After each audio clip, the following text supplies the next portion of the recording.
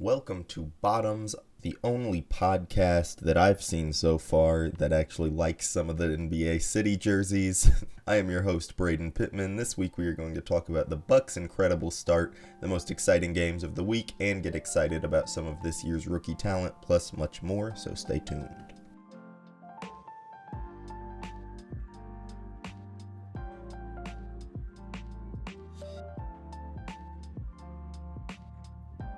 Alright, first up, let's talk about the Milwaukee Bucks. Right now they are 10-1. They started 9-0 before they lost to the Hawks a couple of nights ago. Most of that, I would say, is due to Mike Budenholzer's new defensive scheme. What he's doing is, in previous years, he was having the Bucks do a much more interior-centric defense. They were saying you can take as many threes as you want, but we are going to hold down the paint. This year, not only do they have Brook Lopez, who is averaging 2.5 blocks, leading the league in blocks right now, but they are also running people off the line. They are giving up the second most long twos in the game, which means that they are pushing people off of the line and also not letting them into the paint. They are the best defensive team in basketball by all defensive metrics almost. They're still a mediocre offensive team, but they have the best record in the league because of this new defensive scheme, because of how incredible their players have been playing. Like I said, Brook Lopez averaging the most blocks in the league. Jrue Holiday is still the best perimeter defender in basketball. Giannis is still the best help defender in basketball.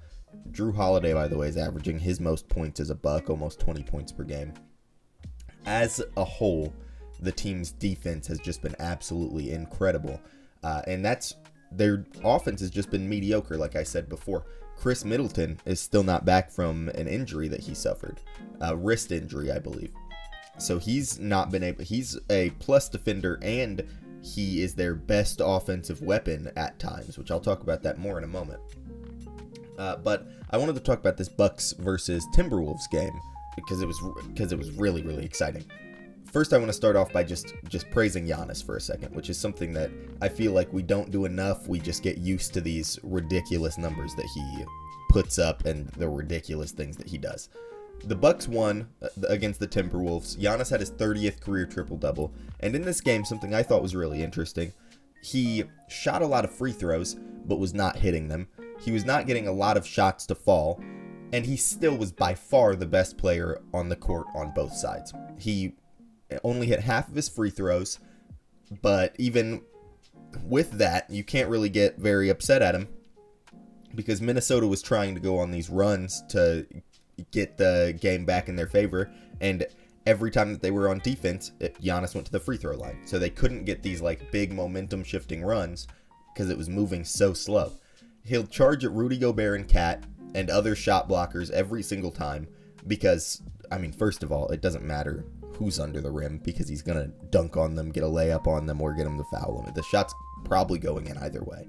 And because a lot of the times he'll start off the game and have their center forwards in foul trouble in the first quarter and already have the team off to a really good start offensively because now they're attacking the backup center or backup forwards. He just has this air about him when he goes out on offense that it's just like, you will not be able to stop me. And he had this really funny moment where he said, well, I can't be the most handsome and have beautiful kids and be the best defender in the league and the best offensive player. God had to make me bad at one thing, and that's shooting threes. And I thought that was hilarious. And that, even his whole offensive package, he doesn't even need to shoot threes. He does shoot them occasionally, and he hits like 25% of them or something, which is enough to make it to where some defenders feel like they do have to guard up on him, and if they don't, he's just going to have an open three, and sometimes he knocks that down. Even without that, though, if he just never shot threes, he'd still be the most dominant player in the league, just because, like I said, he'll just charge at you over and over and over. And again, it's the Timberwolves. It was the fourth quarter with like 4 minutes left, and he was still just full steam straight at Rudy Gobert and some of the best defenders in the league. So, and then also another very funny moment at the end of that game, he got the ball and just ran straight out of bounds and just placed the ball out of bounds so that he could go to the bench, and his brother checked in this place. It was really funny. The Bucks, after that game, were 8-0, which was 10% of the season that they hadn't lost. And like I said, they have no Chris Middleton, which now I'm going to talk about Chris Middleton for a moment. Chris Middleton is a lot of the time the offensive center point when we get to the fourth quarter. When the Bucks lost their first game to the Hawks, it was partially because in the fourth quarter, when the Hawks were going on these long runs, the Bucks didn't have anybody to answer back. His shots were not falling, and they don't want to give the ball to him too often, because then it's sort of like the opposite effect, like I said before, where Giannis will get fouled and ruin the other team's momentum.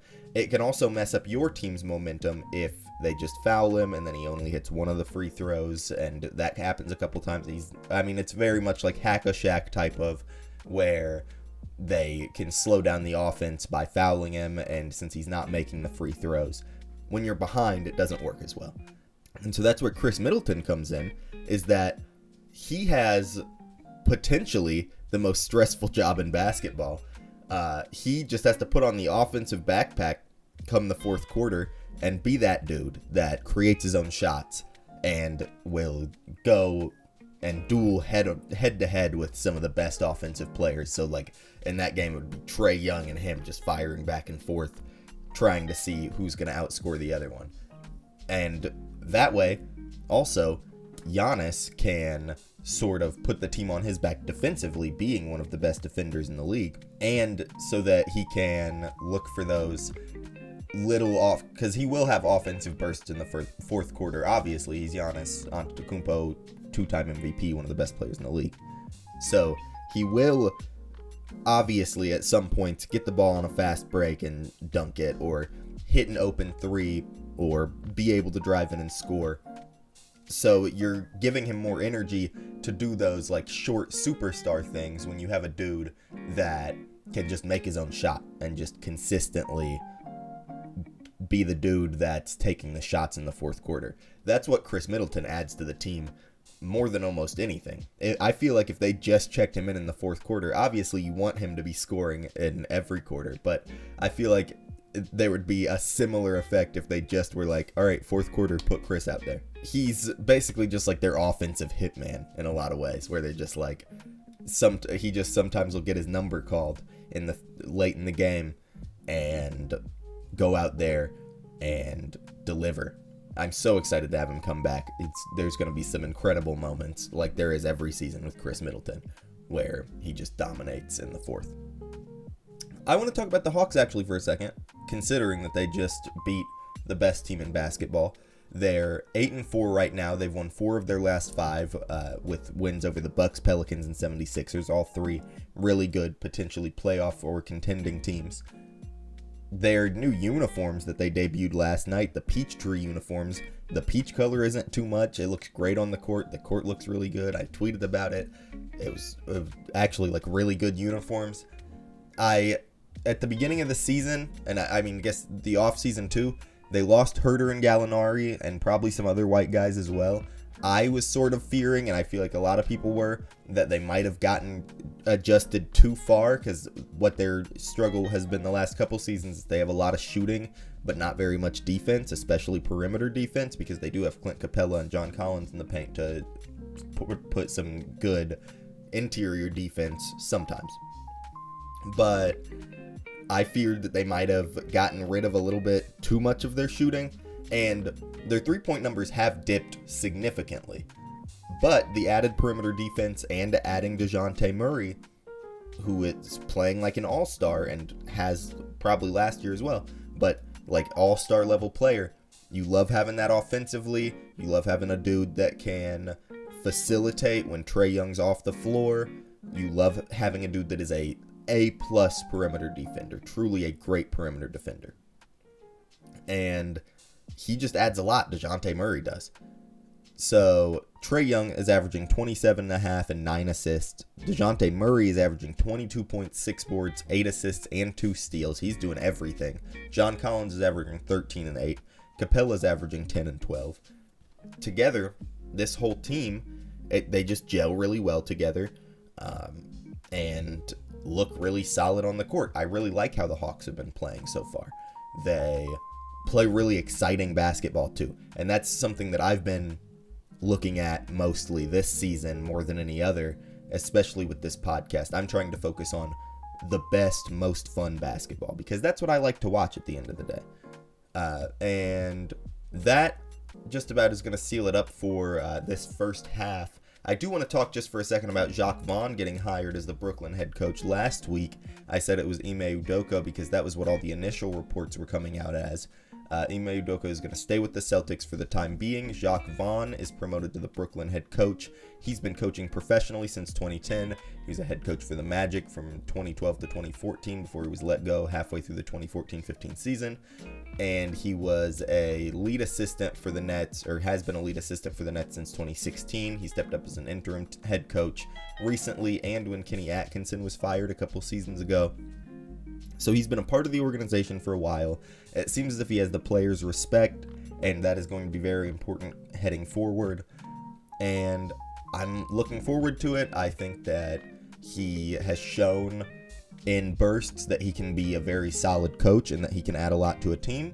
So it's going to be nice to see what he can do with Ben Simmons, what he can do with Kevin Durant, if he can sort of get the team working as a team again. I'm really excited to watch some Brooklyn games and hope that they are sort of lifted up out of this basketball purgatory that they've been put in, where even though they have an immense amount of talent, they just aren't able to piece it together to make good, fun basketball that wins games.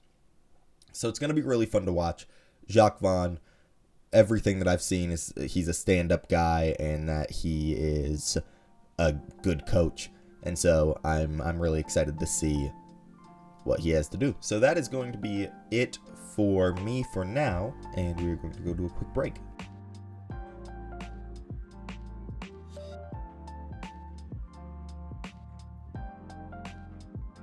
And we are back. Like I just said a moment ago, I really like focusing on the most exciting basketball games, and that is sort of what I'm going to try to do moving forward.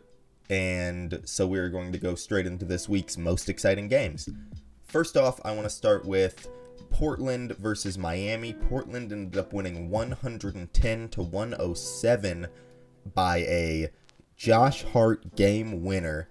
Absolutely incredible play by the team in the fourth quarter, by both teams throughout the entire game, but especially by the Blazers in the fourth quarter. I believe that they had one of the best scoring fourth quarters of or just quarters period of the entire season. They shot 13 for 17 in the fourth quarter, the second best 12 minutes by any NBA team this season. So had one of the best quarters of the season. Let's talk a little bit of stat lines.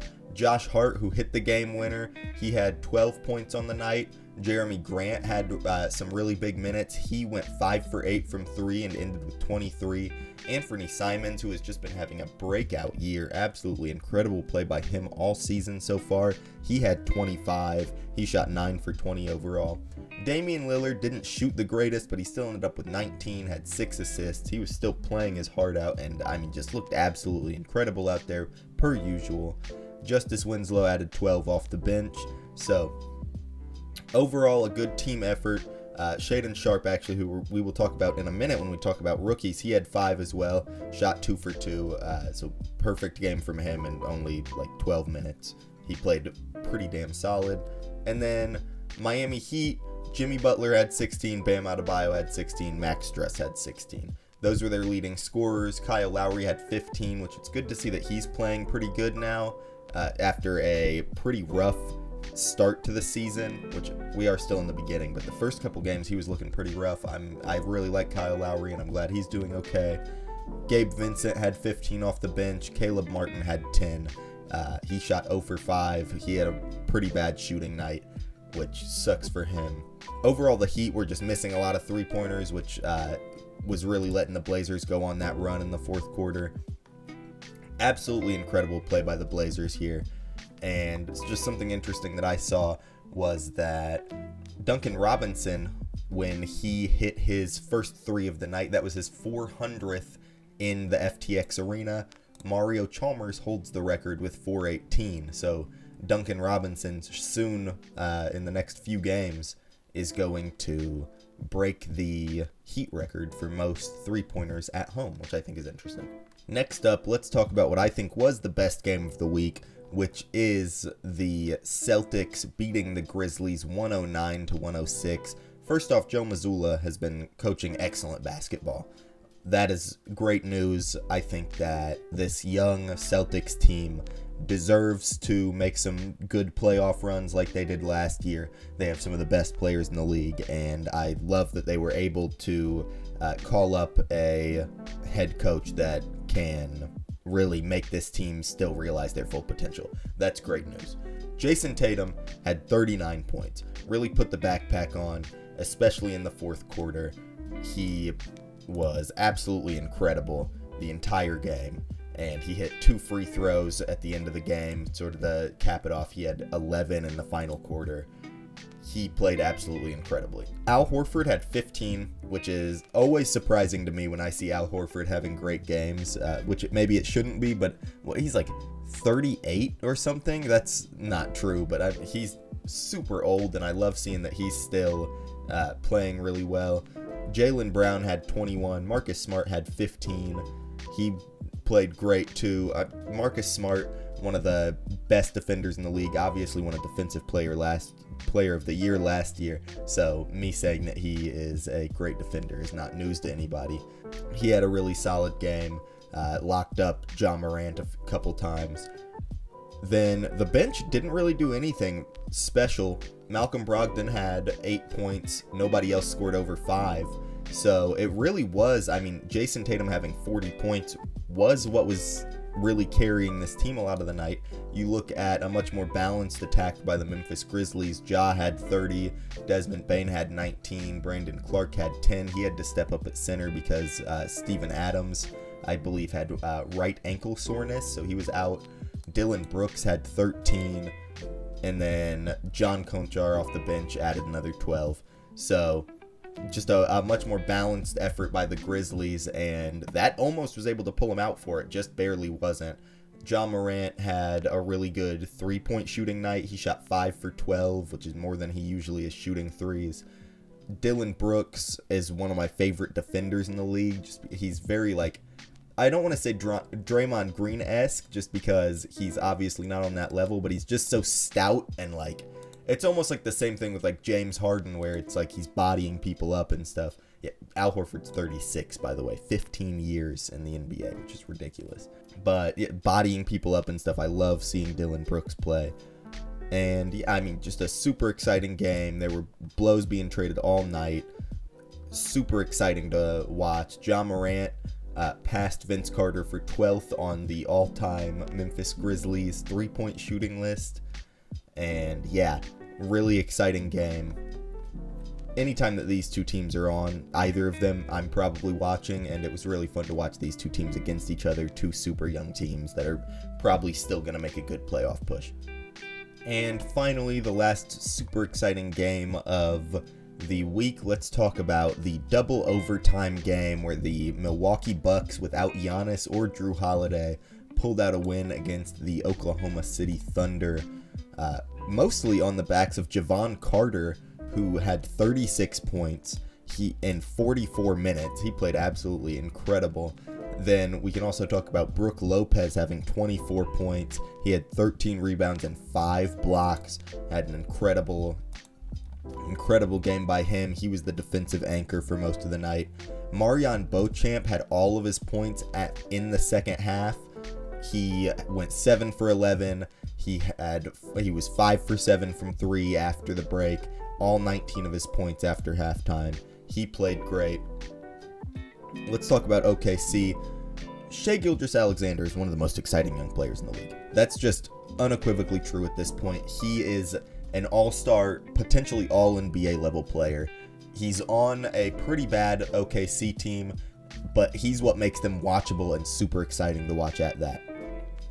Sometimes he won't even shoot threes and he'll end up with 35-point games, which is crazy from a team's starting guard. And yeah, he had 13 free throws attempted and he made 11 of them. That was a huge influx of his scoring, but he also hit a potential game winner, left .6 on the clock after he drained a 3 at the end of regulation. But Brook Lopez got fouled on an inbound pass on the way, on the other end of the court. He made one of 2 free throws to send it to overtime. So, super exciting game there. Yeah, Shai Gilgeous-Alexander, if you haven't gotten a chance to see him play, definitely make some time for it. He, I think, has led the league in drives per game for the last, 3 seasons. Josh Giddey also played really well. Had 15 rebounds, which I thought was crazy. He also had 6 assists, 18 points. He's been playing really good, and I think this is his second season. And yeah, I mean, really, really good performance by both teams. Also, Trey Mann had 21 off the bench for the Thunder. But yeah, the Milwaukee Bucks were able to pull it out without their top 3 players in Chris Middleton, Drew Holiday, and Giannis Antetokounmpo. And that's exciting enough in and of itself, but double overtime is also super exciting. So that is all for the exciting games. Now let's do a quick little rookie report. Get excited about some of the best rookies. I'm going to do 5 right here. First off, let's talk Jaden Ivey. Pistons 5th overall pick this last draft. He had 15 points, or he's averaging 15 points, 5 rebounds, 3.6 assists, and a steal and a half. He's super athletic.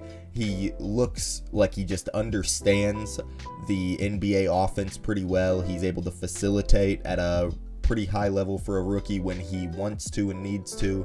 His shooting numbers aren't exactly where he wants them to be, but that'll come with time. His free throw numbers are fine, so you're expecting his 3-point shot to go up a little bit, and he just needs to work on his shot selection a little bit to increase just his shooting percentage in general. He's been playing great though. 1.5 steals also is pretty indicative of that he's putting in the effort on the defense, which is always good to see. His fit next to Cade Cunningham is incredible. He's been playing absolutely incredible through the first 10 games or whatnot. Shaedon Sharpe, who the Blazers picked up with the 7th overall pick, thought that he was going to be a little bit more of a project player, but he's not. He's come in and just started impacting games. He already has a few starts on this Blazers team that is probably a playoff team this year, all things considered. The team and the staff trust him to contribute on this good team, which is great to see. He's another really good athlete. He's quick and he's bouncy. He's averaging 9.5 points so far this season, 3 rebounds, and he's shooting 44% from 3 attempts a game. So he's shooting the lights out on the ball.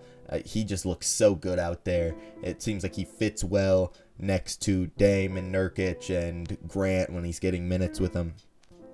He's just playing really good. Keegan Murray, who was the 4th overall pick for the Kings. Keegan Murray, who was the 4th overall pick for the Kings, he's averaging 13.5 and 4 rebounds, shooting almost 40% from 3 on 6 attempts per game. One thing about him that I want to highlight is just how efficient he is, meaning that he's just not taking bad shots hardly ever. It seems like he is conserving energy when he needs to. There's no wasted movement in his game at all. He looks like a basketball robot. It almost always feels like his shot's going to go in because he's just taking really good looks. And his fit next to De'Aaron Fox and Domantas Sabonis, I mean, you have a big wing that can hit threes. That's exactly who you want next to those two dudes. And, I mean, it looks great. The Kings obviously have to piece some things together. They're not playing the greatest this season, but Keegan Murray has been one of the bright spots on that roster. Benedict Mathurin, let's talk hometown for a second. The Pacers' 6th overall pick, 20 points per game. He's averaging 3 boards and 2 assists. He is by far, I think, the most complete player so far as it goes offense and defense and just overall consistency. And then also the most versatile scorer. That one's definitely true. Well-rounded. There's a Paolo Banchero argument right there, but most versatile scorer for sure. He's attacking the rim fearlessly. He can create his own shot. He can hit standstill jumpers. He, on all 3 levels of the court, can dominate offensively. He's, I think, the only rookie that's hit 5 threes in a game, and he's done it 3 times. He hasn't even started a game yet, and he's 2nd in scoring. Only 28 minutes per game, and he's 2nd in rookie scoring. I think that says enough. he's just an absolutely incredible player, and I get to watch him all the time because he's on my team. So I just love that. He's one of my favorite rookies so far. He's my favorite rookie so far. Who am I kidding? And then Paolo Banchero, who was the first overall pick, and he has been playing like it. 23.5 points, 8 rebounds. He's putting up like veteran numbers, and he does not look like a rookie out there. He's an incredible athlete. He's strong. He's fast. He bodies people up defensively and offensively.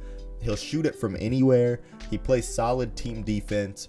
By far the biggest individual contributor of any rookie. He's the only rookie that is definitely the best player on the team. He just looks absolutely incredible. He's already playing at almost an all-star level as a rookie. And that is, I don't think we've seen a rookie all-star since Blake Griffin. So it'd be pretty crazy if we saw Paolo Banchero do that. But he's just absolutely incredible player. And if you want me to get a little bit into more specifics about what he does, when he shoots the three, it looks natural, but most of the time he's not shooting the three. He's just putting shoulders into dudes' chests. He looks good off the dribble when he's going off the dribble. He can post up effectively. Offensively, there's not really a hole in his game. His shooting numbers are a little low from the perimeter and mid-range compared to higher up players and his peers in his rookie class. Some of them, his 3-point shooting is not nearly as developed as Benedict Mathurin or Keegan Murray quite yet, and it might not ever get there because he's like 6'10". He's a power forward. That's not exactly what you expect from your like dominant power forward, but he still shoots the rock, and that's as important as anything, that he's willing to shoot it from anywhere, even if he's not always making it, because he's going to develop that. He looks incredible out there.